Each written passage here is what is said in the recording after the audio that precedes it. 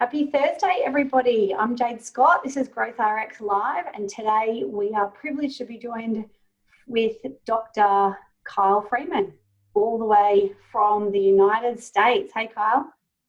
How are you, Jade? Thanks for having me. Thanks for joining us. Now, Kyle, you would describe as a dedicated physical therapist over there, but in our description, that would be a physiotherapist, you would probably call it. We can go by both here legally. Yeah. Okay, right. And I would call you a global influencer because you're working on certain social media platforms and have a pretty big following, which is why we're getting you to talk to us today about content creation, social media, all the platforms and all that sort of stuff that we're looking at. You're also passionate about educating people online, helping other people create content through some of your courses. Your specialty is mainly in TikTok. We'll get to that. We'll have a conversation about some of the controversy surrounding that at the moment. So we will cover that. At GrowthRx, we pride ourselves on being at the forefront of some of these discussions, and social media is one of them at the moment. So it's going to be really great for me to source some of those questions through you. And also, look, I've watched some of your videos. I find you to be hilarious. I love the fact that your personality comes out in a lot of your videos, and yeah, I'm just thrilled to have you join us and introduce you to the wider GrowthRx community. Absolutely, I'm happy to be here. So just a few questions for us to get to know you first. I'm going to start off with superheroes. If Sure. You could be a superhero, which one would you choose? Definitely Batman, just because he's the most real. He can resonate. He's a human being, and he's what do you call it? He's the villain, the hero that we didn't know we needed. So that's what I like about him. Nice. And if you were going to get takeaway tonight, what would you order? Oh, well, I just ate. I just had crab. So, man, if I were to get takeout, probably Indian food. I could eat Indian food all the time. We were talking about this offline before, and I actually thought it was quite entertaining that you came back from eating crab. It's not something we do regularly over here in Australia. Not that I don't like seafood, but yeah, it was just an interesting concept. And what about my favourite question, of course, Crocs, the shoes? Do you consider them an acceptable form of footwear?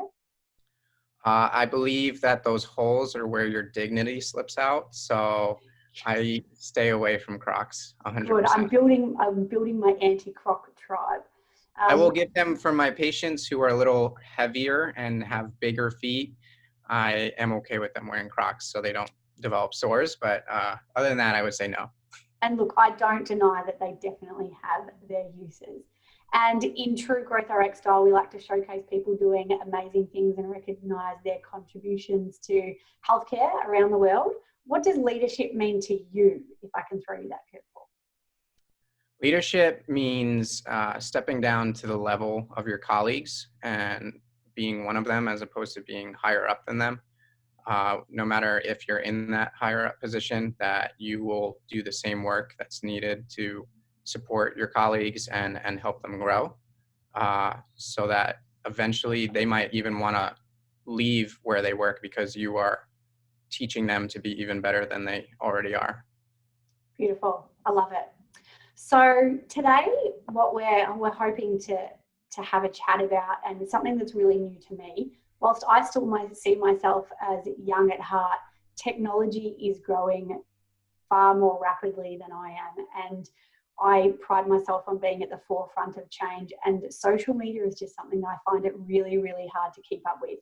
I feel like I've just got a handle of Facebook and Instagram, Twitter. I'm not even going to go there in my eyes. And now all of a sudden we've got the birth of TikTok, which, as far as I can gather, was a company bought out by Musical.ly from a Chinese company, and then it converted. They dumped $1 billion into it into app advertising, and all of a sudden we've got TikTok taking the world by storm. So we've got all these social media platforms. I would love from you, with your experience in working with all of them, maybe we can go through their strengths and weaknesses, the most common one being Facebook. Yeah, absolutely. And I will say I've never used Twitter, so I cannot speak much about Twitter. It just never was my thing. And I usually tell people, stick to the platforms that you enjoy working on, as well as it's important to know who's on that platform. making sure your audience is there. Because if they're not there, then are you going to be really speaking to them? So Facebook is probably the main one, but a lot of people say it's dying out. It's just for old people now. Not true. Okay, there's a lot of value in Facebook groups, especially if you're trying to teach or educate or gain clients. So creating a Facebook group, it can be very, very, very valuable even nowadays. Having a group on knee pain and helping people with knee pain and getting clients that way. And then also just that social interaction. It is an older population, I would say. You don't find as many kids or younger adults on Facebook as you would find millennials, 30s, 40s, 50s, and older. Then with Instagram's kind of spread out. Instagram's more of the luxe version of Facebook, where obviously it's grown massively over these years. And the thing about Instagram now is that it is harder to grow organically, as probably many people have seen, just because of the growth and how many users are on the platform. So nowadays, if you want to grow, sometimes you do have to run more ads, especially if you're just not getting that organic growth that you would have a few years ago. And then similar with YouTube. YouTube is obviously longer form video. So it does take a little bit of time to grow on there as well. But with that said, your content is evergreen, meaning it's there for forever, and it will continue racking up views, which is good. And you can monetize it just from getting views on your videos.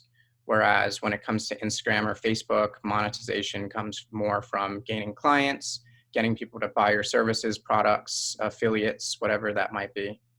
And then lastly, TikTok, which is the newer end, obviously is a younger population to start, but is expanding greatly, especially during this pandemic that we're going through.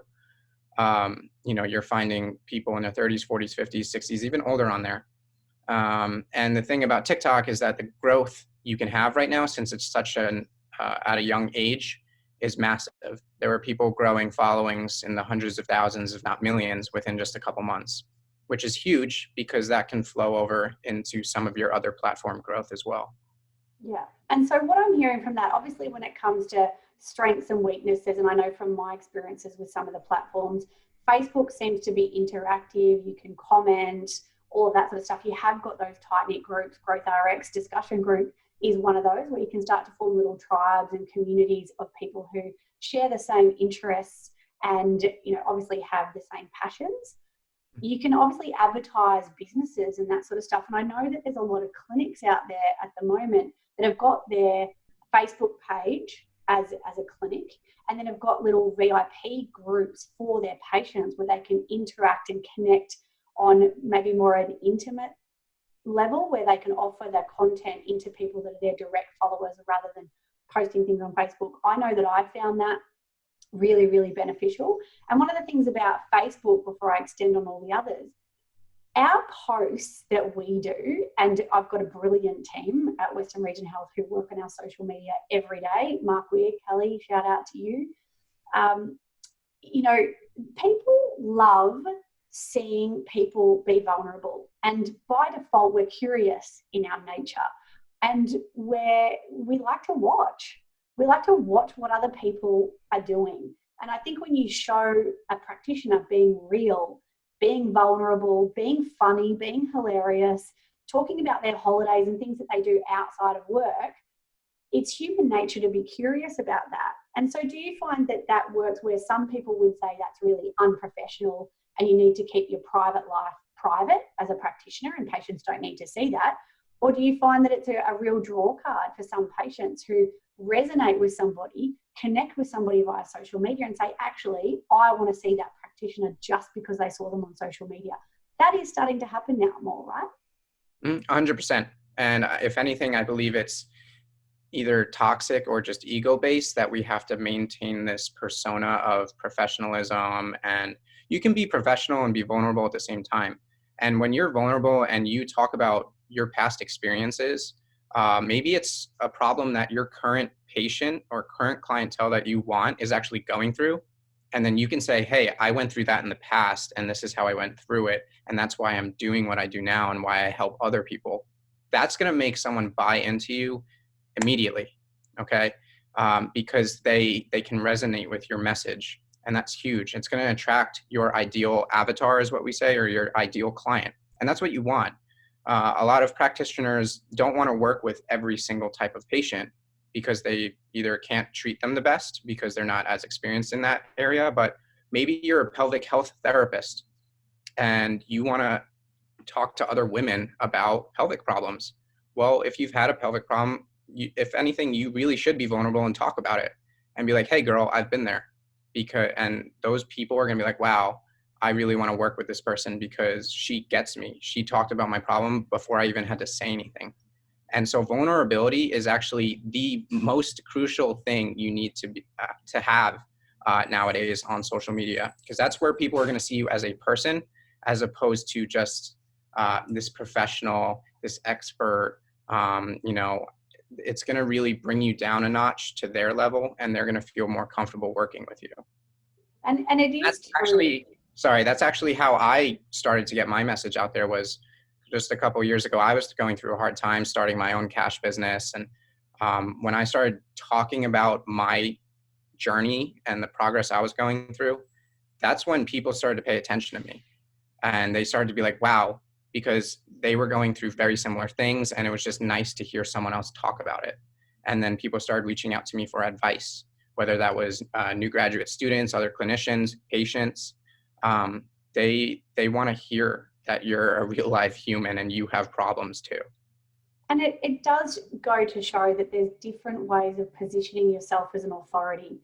And whilst text and references and research and specializing in certain areas is all totally valid and very, very, very valuable, if you're putting yourself out there as a face behind a certain niche, or putting yourself out there as an authority in that space, for example, women's health, or depression, or those sorts of things, people connect with you and you become a go-to person. It's exactly the same concept I would put it as if a personal trainer, for example, sent me a letter and said, hey, this is what I do, this is my experience, maybe we can work out an affiliate where we can refer patients to each other. If that personal trainer actually came in and introduced themselves and I met them at face value, I'm far more personally likely to refer to them because I feel like I've built a connection with them. And we do that through social media. The amount of people, and it's really humbling, who feel like they know me because they see me, talking on a screen, and you would probably get the same thing. You do connect with people, and there's one of the things that I've had to overcome. I hate watching videos back. I'll rock in a corner if I have to watch videos back, but I know that it's really, really important. And I think that's why we do it. So the next thing I wanted to talk about really is stepping outside your comfort zone. Getting your face in front of a camera for so many business owners or practitioners, I would rather stick a fork in my eye at one point. Like literally, I hated it, but I had to step outside my comfort zone and I had to start doing it. What's your advice to somebody who is just really uncomfortable talking to a camera, looking at themselves in a camera, creating some sort of video content that is likely to be obviously scrutinized because our egos are very important to us? What's your advice to people who are just like, nah, I'll never do it? You're going to die with the times, honestly. I hate to say it, but change is inevitable. The only constant in life is change. And especially nowadays, things change very rapidly, especially with technology. I mean, every couple of years, it's a new app, it's a new phone, it's a new this. And you have to follow where your target audience attention is going. If they're getting away from here and going in this direction, you got to get in front of them. That's why we don't advertise on billboards or TV anymore. That space is not worth the value. The space is worth here on your phone. That's where people's attention is all day long. And so you want to be advertising on apps and everything, because that's where you're going to find your clientele. So really you have to get over that. And we talk about it all the time. In order to grow, you have to get uncomfortable. You have to do the things that are uncomfortable. If you don't like to swim or don't know how to swim, you got to jump in the water. Otherwise you're never going to learn. It's the same thing with our patients too. We teach our patients Maybe you see someone that comes in who hasn't worked out in 10 years, doesn't know how to do a leg lift, all right? It's going to be uncomfortable for them because they're doing something they haven't done. And so if we're teaching people to get uncomfortable so they can grow out of the pain or whatever they're doing, and we're not doing that ourselves, then we're just hypocrites. So in order to grow, you have to get uncomfortable, and that includes getting in front of the camera. And it's going to make you a better person. It's going to make you more personable. It's going to make you connect with people more, because especially nowadays, and if there's anything we should learn from this pandemic, is that online is going to be more important going forward forever. Okay. Over here in America, telehealth wasn't really pushed as much until now. Now they realize, oh my God, we can't go to the clinic. People can't get seen. We have to see you through the computer. And so now insurances are covering, I know you guys don't deal with that, but insurances are covering it more over here, and it's getting pushed. And people also are more afraid to go to the office. And also the younger generation is more inclined to do this face-to-face online. They don't want to leave their home or leave their job. They want to be efficient with their time. So getting online is super important, in developing that relationship with people online. And it's one of those things that, even evidence supports that people remember so much of what you say, so much of what you say and write, so much of what you say and write and do.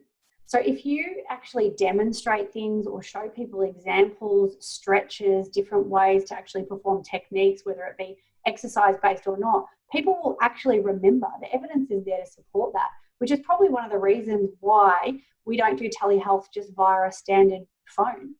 We need to be able to demonstrate what we're doing so that there's clarity in the communication that we're delivering. So there is, and I'm sure I'd love to get some more information on it, but the evidence is supporting that people need to see you to be able to deliver that. And I think, one of the things that we're also seeing, whether we like it or not, is once upon a time it was just delivering content, doing a post on Facebook, putting up a photo on Instagram. We live in a fast-paced, disposable world. People like to swipe left, left, left, left, left. People love shiny moving objects, and that's what attracts us, which is why some of these videos and stuff are getting so much momentum, would you say? And the stories, the Facebook stories, the Instagram stories, they're really catching on at the moment, and it's because of the video content.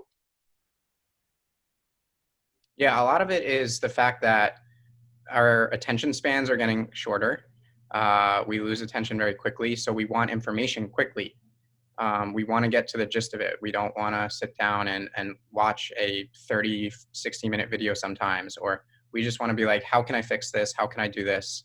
And if you can learn it in 60 seconds versus 30 minutes, people are going to want that.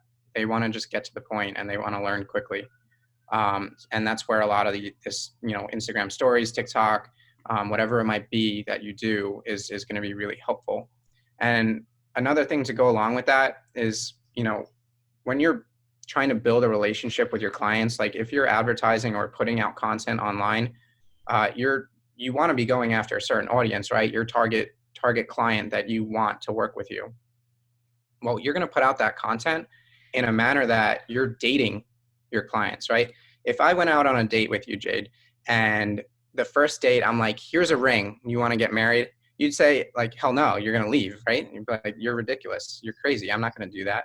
It's the same thing with a client, right? You want to put out information, provide value to them over time, because they're not going to want to work with you day one. You can go on Facebook today and be like, hey, I'm taking wellness clients, or I'm taking clients online. People aren't going to work with you. You're not going to get a response because people aren't used to work. They don't know what they're going to get working with you online.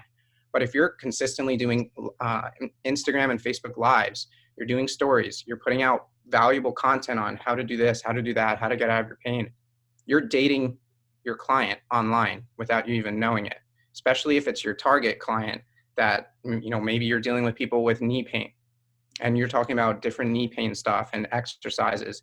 Eventually, you're just going to get a message saying, hey, I've been following your content for a while, and you've built that trust, and they're going to want to work with you, especially if you already work online, or maybe they want to come to your clinic if you have one and they're local.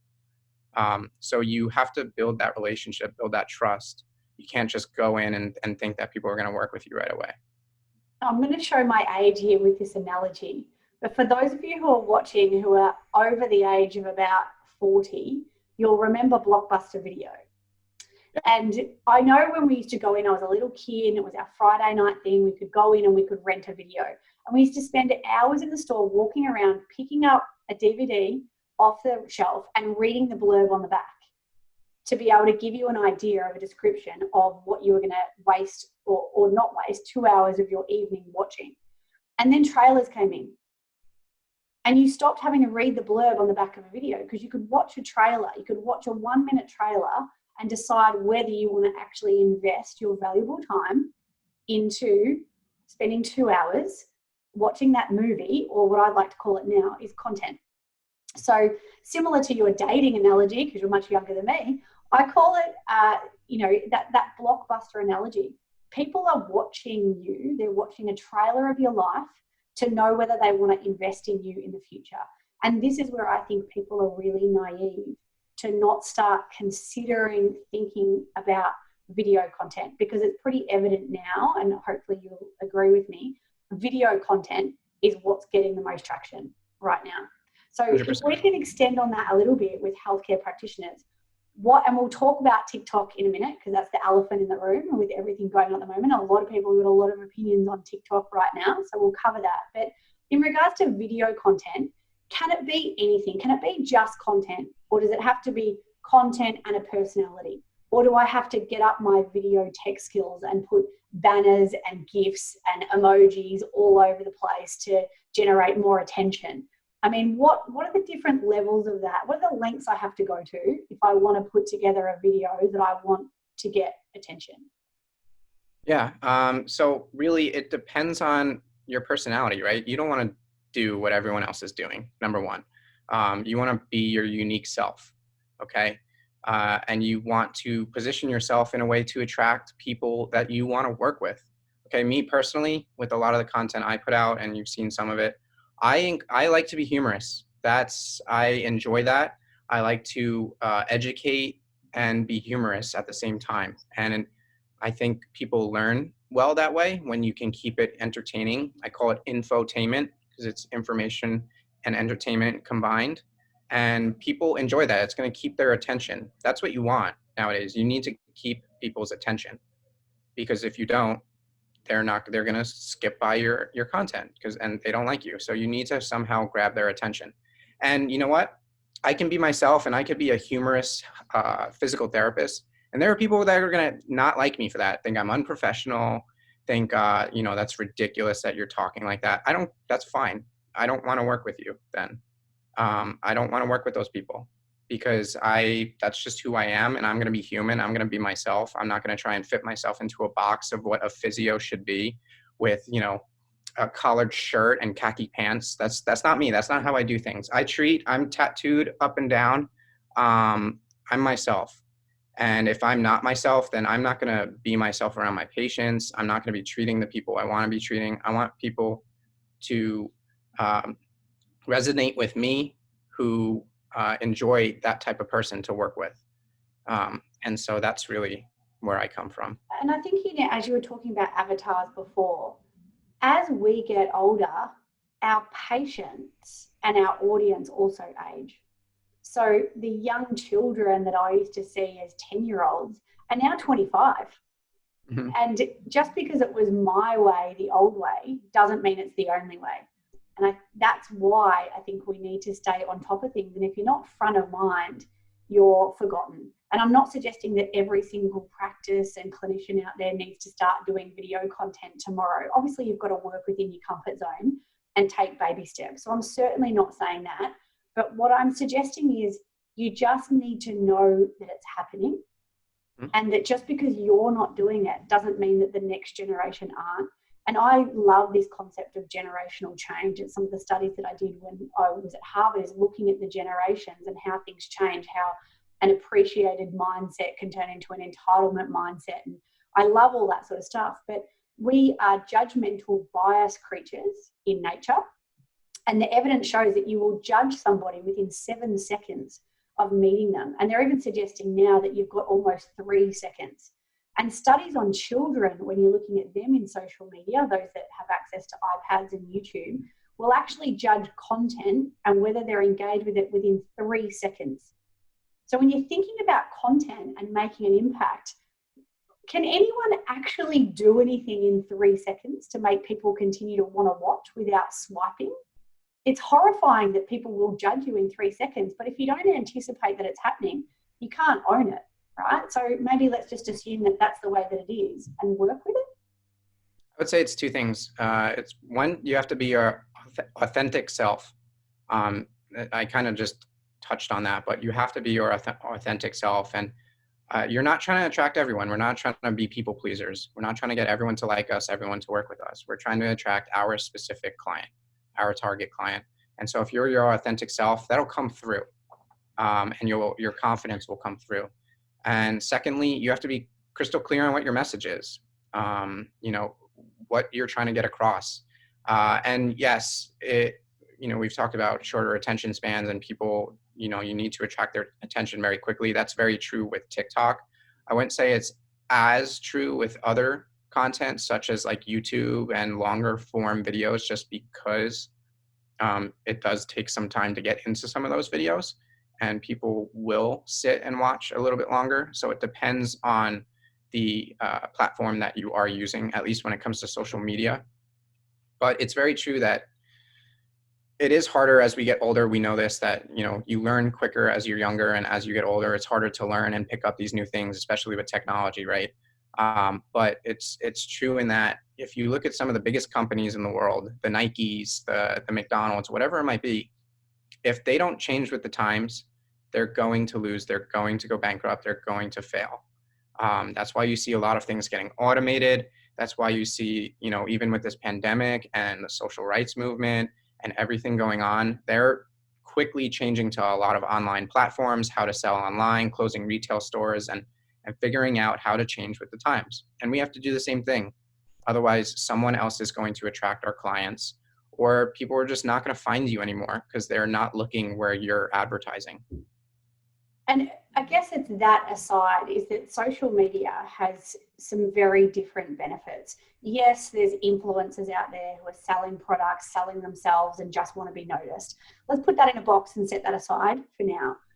It's communication. It's a means of delivering communication and content online, whether that be an educational video or even just a video to describe yourself, to talk about yourself so people can kind of get to know you. But there's so many people delivering, just content to their patients that are informative and engaging in different ways for them to learn. So even if you think and you set the social media side of it and the censorship and the privacy and all that sort of stuff apart, I know that exists. I'm not naive to all of that security stuff. But if you're using it simply as a communication tool and a means of delivering content that is going to help and support patients, that's what we do every day. Our why, our purpose, our meaning is because we like to help people. That's why we're healthcare practitioners. And basically what I'm suggesting in this conversation, why I love having you here, is there are different means of doing that. We've realized that when we were hands-on practitioners, all of a sudden we're delivering that content now verbally that we were actually delivering with our hands. And social media is just an extension of that. It's just using a platform to deliver a different means of communication. Yeah, absolutely. And, it comes down to everything you do, even the clothes you wear, how you present yourself, how you talk, how you put yourself out there on social media, what you talk about. You're branding yourself every single moment. You are a walking brand, every single person in this world is. And you have to understand that everything you put out there, the energy you put out there, that's defining your brand in someone else's brain, and what you stand for. If you're the guy who puts out all funny stuff and, whatever, then you're the funny guy, right? If you're putting out motivational information and posts, and then people are going to come to you for that because that's what you're putting out into the world. If you're really big and fit, that puts out a message to people. If you're not, you're out of shape and very heavy, that's putting a message out to people on where your priorities are in life, typically, or the message that you put out. So we have to be conscious of that, and know what we're putting out to people. And sometimes that means taking a step back and saying, what do I want to provide to people? What type of value do I want to put out there? And how, and in what manner do I want to do that? And sometimes that's on social media, as especially nowadays it should be, because again, that's where we're going to find people. Yeah. And more people are recognizing that to be in front of a camera or a screen or a phone, you don't need PR training or, training behind a camera. You don't need an acting degree and those sorts of things. If you want to get your face behind a camera, anyone can pick one up these days and stick their head in front of it. As uncomfortable as you might be, you don't have to be an expert in public relations and media now to be able to deliver a message. Anyone's doing it. That's not to say that some certainly do it better than others, but it also means that you don't necessarily need to have any experience whatsoever to start doing it. Yeah, and it takes practice too. At the end of the day, it takes getting in front of the camera more often until you can hit that Facebook Live or that Instagram Live button and not be anxious or worried about what people are going to think, that you're just going out there. And I always tell people, pretend like you're talking to your best friend about whatever topic it is. We're talking about patellofemoral pain. Or let's talk about this today. We're talking about patellofemoral pain in runners. And you just, put all that information out into the world. And just with more practice, it gets better and you become more comfortable and your confidence will show as you start to become more comfortable as well. It happened for me as well. Yeah. So do you remember the first video you put out there? Obviously, have you still got it? As far as TikTok goes or just in general? Yeah, my first video, yeah, it's still on my account. It had nothing to do with physical therapy. When I first started my account, I didn't know what I was doing. And I didn't know what this app even was. I just knew my partner had 60,000 followers on it and it seemed important. And so I just started making funny content. And then eventually I grew quickly and said, I need to start turning this into PT content because I didn't see any physios. So I'm going to get you to extend on TikTok because I really want you to show us some examples of some of these practitioner healthcare videos that are going viral around the world. I think it's worth actually having a look at how easy it is to produce and how some things that you might not seem to be too outrageous or, nothing special are actually going viral. But also you're getting to see surgeons and practitioners and all that sort of stuff, particularly in America. It definitely hasn't caught on as much here. And I think before we extend on that, the background for those who aren't up to speed with it, with TikTok at the moment, is that obviously it is a Chinese-based company. ByteDance actually own TikTok, and they actually bought TikTok off Musical.ly. Mm-hmm. Is it Musical Ly or Musical.ly? Yeah. Musical.ly. See, I'm not a millennial. That's so okay. Musical.ly was sold and purchased by TikTok, and they kind of reinvented it, spent billions on marketing and advertising it, and it literally just took off. Now, there's two sides to TikTok. There's a social media side, but also outside of that, it's a very, very valuable video editing app. So for somebody who's not familiar with getting on the computer and doing edits and cuts and making amendments to a video to make it worth watching, the actual app itself is very user-friendly. And so it means that it is so easy for anyone to kind of create content. Part of the issues with what's happening at the moment is obviously the unrest that's happening in Hong Kong, the issues going on with privacy and censorship, and the suggestion that some of the team moderators for this app have been advised by the Chinese government or whoever's aligning with it to start to censor stuff associated with Beijing, the unrest, what's going on in Hong Kong, which means that there is a little bit of dictatorship and control going on with the Chinese businesses and those attached to the apps.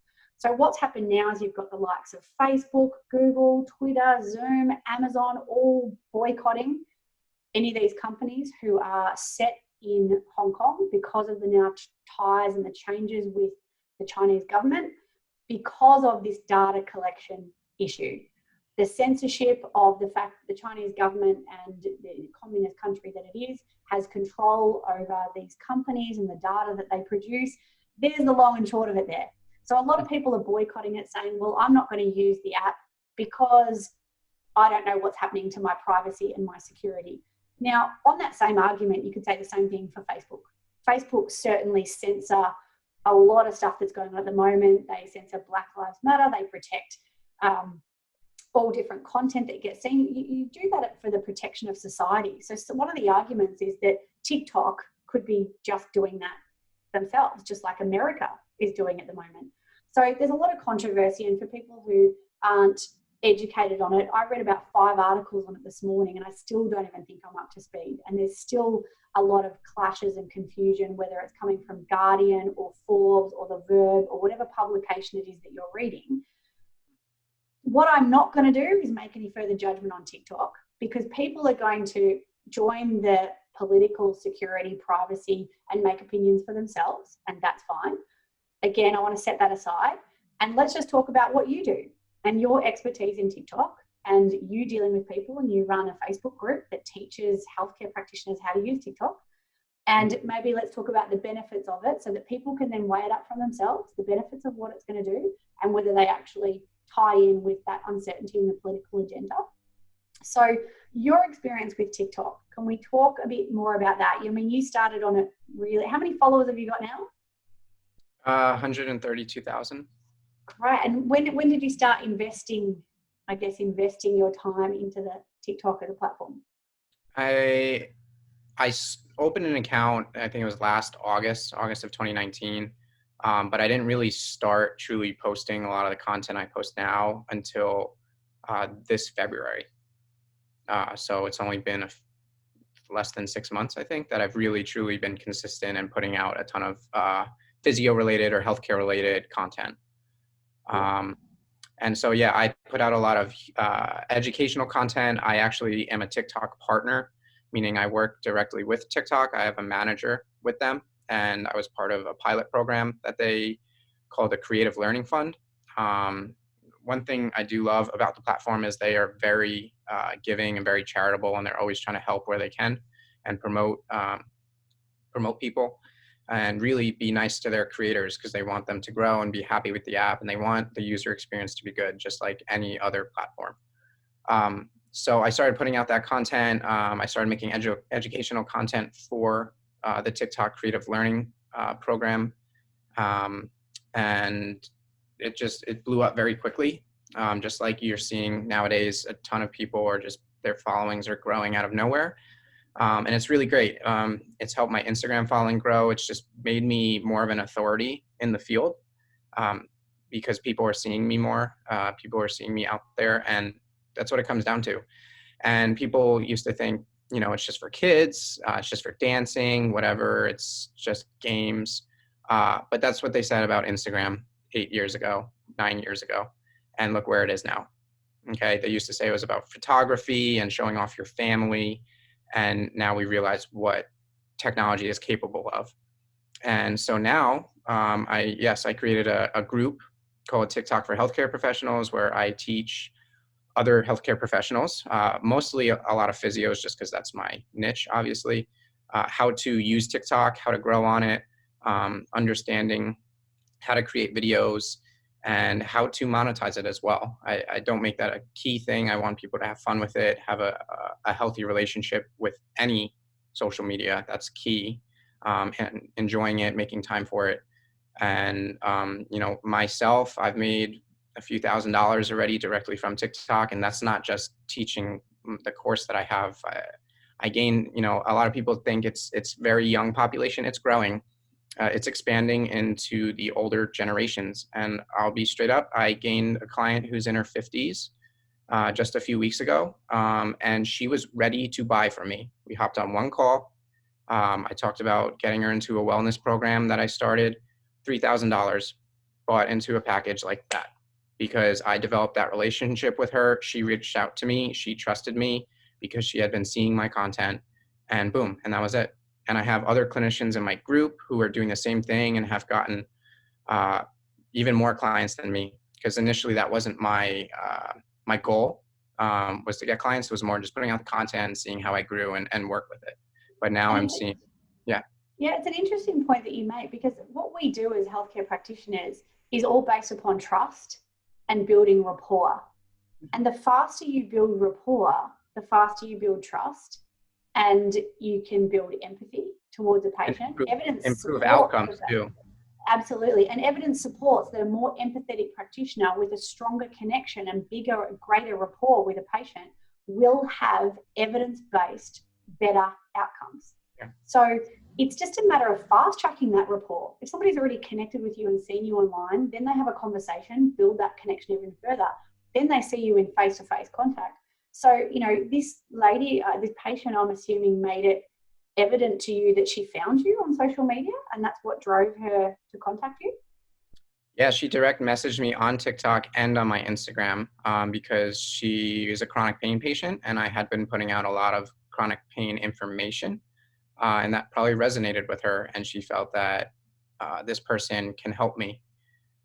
And I didn't have to sell her. A lot of times we have to get people to buy in. I didn't have to get this lady to buy in. She just hopped on a call with me, and I told her, this is what I can do.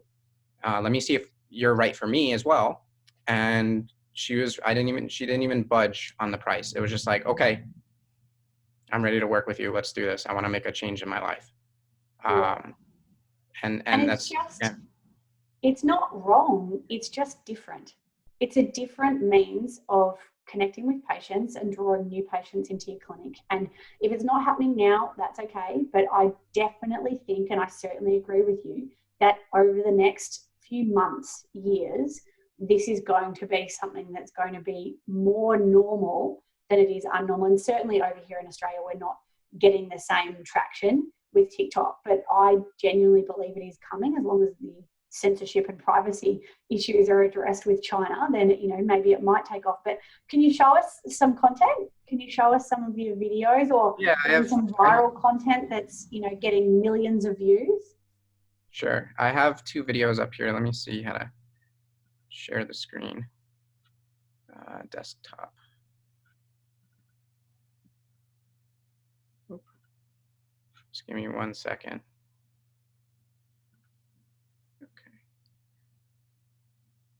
Until it is quit. And TikTok, while you're doing that, a TikTok video, you can actually multi-purpose, can't you? You can actually share a TikTok video across Facebook, across Instagram, all of those sorts of things. So you can actually repurpose your content through TikTok just like other means. Yeah, absolutely. And a lot of people are finding that the TikTok content that they share on Instagram and Facebook is actually some of their better performing content. I have people that say, yeah, my TikToks that I post on Instagram get more views than my other content because it's in short form video. It's entertaining typically, and it's just new to people, and it's obviously very appealing. And I think that's one of the things it's not just about having a TikTok account. Some people just use the TikTok editing side of things to edit great videos and then post them on Instagram and Facebook. So you actually don't need to post anything on TikTok at all. You can just do the editing, the video editing creation side of it, because it's a very easy to navigate video editing app, and then use it on your other social media. So, aside from that, there's lots of different ways to navigate around it. All right. Yeah, absolutely. You can absolutely do that. And I personally just, obviously, I post. And you don't even have to really, if you just wanted to create an account on TikTok, just know you don't have to put in a ton of information. If anything, Facebook, you give your entire life to. They know your hometown. They know your birthday. They know every single thing on there. They know how to get into your passwords. So just know that you don't have to put a ton out there. But you can see my screen now? Yep. Okay, so we just have, this is one of my funnier videos. I have a funny one and then a more educational one. So I figured you could see both sides of me. Funny first. Yeah.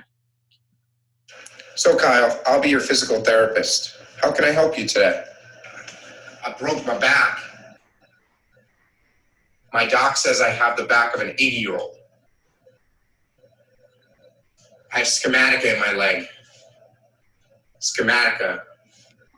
You mean your meniscus? Never heard of it. My acromioscapular joint? TMJ. It's called a TMJ joint. Rotary cuff. Rotary cup. Rotary cup. You mean rotator cuff? That's what I just said. Well, I've been using essential oils, and I think it's working. I have to come how many times? I'm just going to use CBD. So yeah, that's a little bit of my humor there. That was one of my earlier videos, and it actually did really well on Facebook because I'm in a lot of physio-related groups, and it did well on there. And then we have this one over here. Oop, let's make sure I don't mess this up. Okay. So this one is a little bit different. This is more educational, me showing off an exercise that you see similar things on Instagram, but this is just in TikTok format. All right, I've got to stop that screen share and just share this screen again. Okay. Oh, is it working? No, so you were still on the other screen. So now you can share this one. Oh, okay. Let's try again.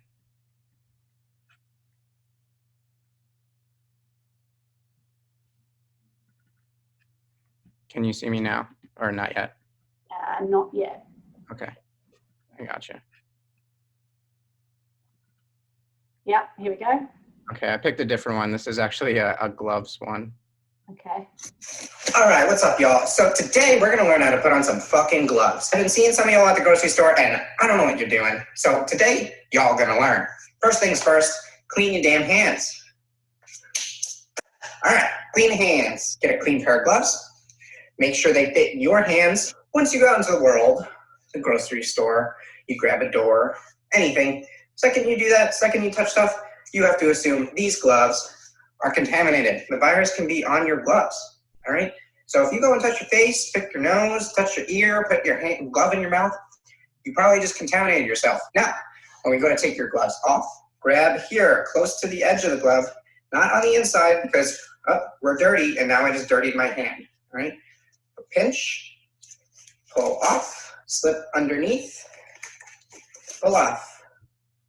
Ta-da. And that's it, boys and girls. So that's what I mean. It can be anything, and you clearly you can. I mean, even dropping F-bombs, you can see like the personality coming through. Certainly, I've just stopped sharing that screen again. So yeah, I mean, look, I certainly get what you mean, and these are ones that it might not do so well on TikTok, but if you then go ahead and post that on Facebook, it's just different ways of showing yourself, demonstrating, or all of that type of thing. So is there a certain script or something that you follow if you are doing an educational video? Do you start off with what somebody's going to learn from it and then stages and then a conclusion? Or is it literally just a matter of just getting it and running with it? Yeah, so it's really, you become more creative using it and you learn how to be more creative. You have to be. But you don't have to overcomplicate it, number one. You can keep things very simple, and that's what I try to do when I'm teaching other people how to use the app, is you can just do what I just did now, is be in front of the screen, talk about something quick on how to do something. You can add, I know there wasn't any of the text on the screen there, but you can have text on the screen. You can have music in the background. You don't even necessarily have to talk. A lot of people make videos where they just have a lot of text popping up on the screen on how to do certain things or whatever it might be. So you learn to be creative, and then a lot of people on the app follow trends. So they'll see other people using a certain song or doing a certain thing, and then you will do it similarly, but in your own manner. So I'll see a lot of trends, but I'll do it in my own manner, in a physical therapy manner, or related to healthcare or whatever it might be, because those typically do well and can get a lot of views. And so for those watching at home, what's your TikTok handle account? Sure, it's at TikDocPhysio. TikDocPhysio. Okay, so there you go. If you want to follow some videos. And so, I mean, some of these videos have gone viral. Have you got any examples of some that have had like 1 million views? I know that wasn't there a women's health physician who delivered one on women's health? She was throwing around like a uterus and stuff. Have you got? Yeah, she's in my group of mine, and she actually is over 2 million views on that video. And just know that when she posted that video, she had, I think, less than 10,000 followers. Okay, and she got 2 million views, and now that was only maybe a month and a half ago, and she has over 50,000 followers now. And she also got featured in Cosmopolitan because of that video, because they said she is the pelvic health persona on TikTok to follow because of one video. And, you know, obviously you don't need 50,000 followers, but that's how quickly this can happen. Yeah. And people see her now as the go-to for pelvic health information on the app. I do not have that video on here. I can link it into the group at a later stage because I think it's I can just I'll send you a couple videos if you want. You can post it in there. Also, you can just go to my content. You can also go to my Instagram, and I have a couple there as well. Yeah, great. So look, the take-home messages from today that I'm hearing, there's obviously everyone's doing things at their own pace. There's people that are very, very resistant to social media.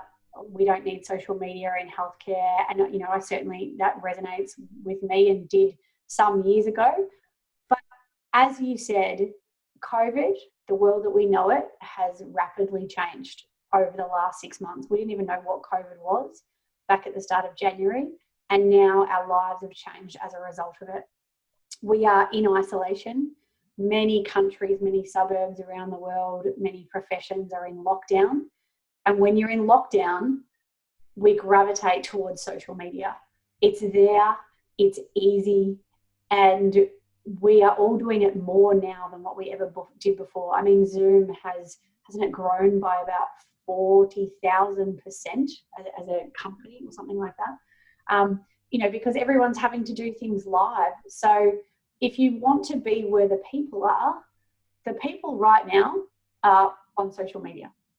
So, you know, it's just it's a matter of jumping on a moving train, or as you said, you're going to get left behind. And that's not to say that there's some practitioners out there that have got very, very solid, loyal patient bases and followings, and, you know, very, very busy clinics, but those patients are going to age. And if you want to keep your business growing, you've got to grow and adapt to the next generation of patients that are coming through. And the average age on TikTok, which is I actually found really surprising, was 30 years old on I think it's 40 on Instagram and then 50 on Facebook.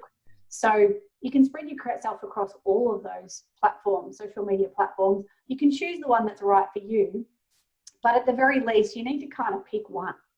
Would you say? At least pick one and have a crack.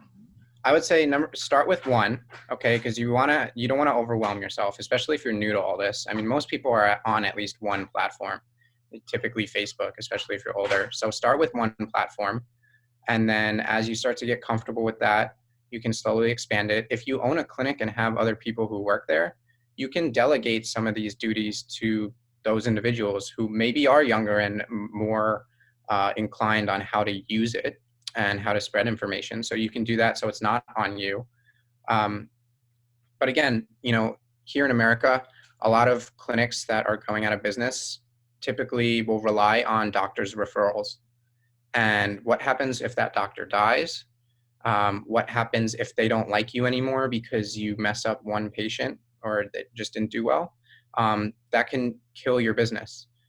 So you can't rely on just one area. You have to spread your information. And you know what? It's even better because you're getting your clients directly by putting your information out there.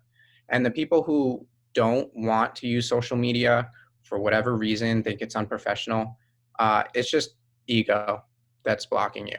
That's the straight up truth. It's your ego getting in the way. And if anything, it's a disservice to the community, to your potential clients, because you're being selfish and you're not sharing your knowledge with those people. They are out there on their phones, on social media, on the internet, and you should be getting out there and getting in front of them and putting quality information out there. You know, so it really is just something you need to do. Listen, if you have a good loyal following already in your community and your business is going great, that's good. But if anything, what we've learned from this pandemic is things can get turned upside down in a heartbeat. And you need to be ready to change and adapt to the times, because this can happen again. This quarantine could last months more. Who knows? Especially here, we don't have anything under control over here. So you just need to be ready to adapt and change with the times. Otherwise, you could risk losing everything. And as you said, you can remove the ego and the personal side from it and use it as a business social means of communicating education. So you can have, you know, a professional account on social media. And that's kind of where you can differentiate between the two. It doesn't have to be a look at me, look at me. It can be look at us. And you celebrate your team, you celebrate your team members, and exactly that. If you're a business owner who's not tech savvy, you delegate to your team, and they're probably going to find something that they're really engaged in, they have a huge interest in, and they'll probably take it on and run with it. They'll rise to the occasion, give them a role, you know, social media manager or something like that, something that they can embrace and make their own. There's lots of different ways to navigate this, and people will find it their own. And you've come up with, you know, heaps of different tools and skills, and just more than anything, just making people think outside the square, seeing different opportunity where they didn't see it, and maybe not being so closed-minded to things, and opening up that growth mindset of who knows what will come from it. And, you know, if you can benefit one patient on social media, why not? It's one more patient than you did yesterday. Exactly. I mean, that's the truth. The second you start putting content out there and you do get a patient out of it or whatever it might be, then you're going to be like, well, okay, this can really happen. And let's just be honest, this is 2020. If anything, more things are going online. If you're not in social media at this point, like you got to start.